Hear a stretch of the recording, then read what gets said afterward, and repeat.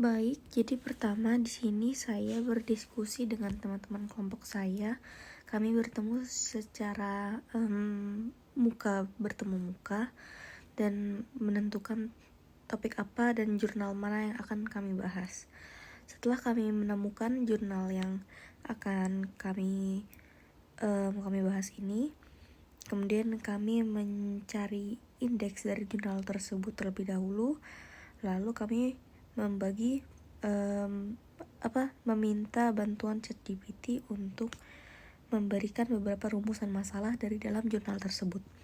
Setelah didapat sekitar 8 rumusan masalah yang berhubungan dengan farmasi di dalam jurnal tersebut, saya mengambil salah satu topik dan kemudian memutuskan untuk mencari jurnal yang berhubungan dengan topik tersebut.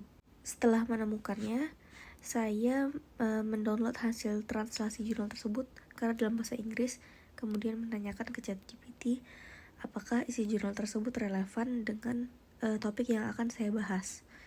Kemudian saya menanyakan di mana bagian relevansinya.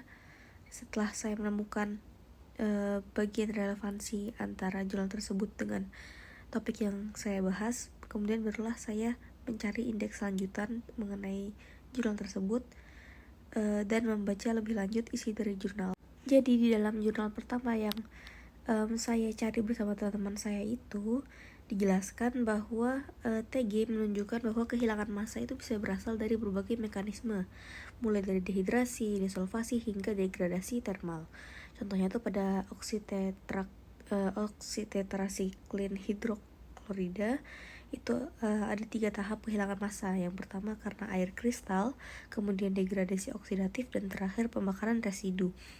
Oleh karena itu, penulis menekankan pentingnya teknik gabungan seperti TGDSC atau TGFTIR untuk memastikan asal mula massa yang hilang. Kemudian saya bandingkan dengan jurnal yang saya cari sendiri, yaitu jurnal Experimental Sorafenib Tosira tahun 2019, dan ternyata itu memang dibuktikan secara konkret dalam sini. Jadi penelitinya membandingkan 3 bentuk solvat, yaitu metanol, etanol, dan NMP. Kemudian hasil TGA-nya menunjukkan bahwa tiap solvat itu memiliki profil kehilangan massa yang berbeda sesuai dengan jumlah pelarut yang terperangkap di dalam kisi kristalnya. Misalnya solvat metanol tuh kehilangan 4,6%, kalau solvat etanol tuh 7,0%, sedangkan solvat NMP itu sampai 24%.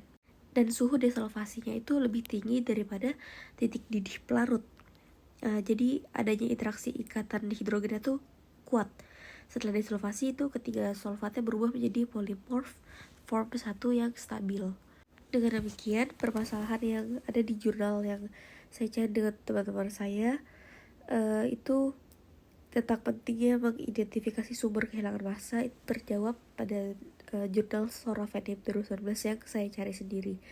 Jadi kita bisa melihat bahwa sifat fisik sampel dalam hal ini jadi solvat dan interaksi hidrogen itu secara langsung mempengaruhi profil kehilangan massa pada kurva TG.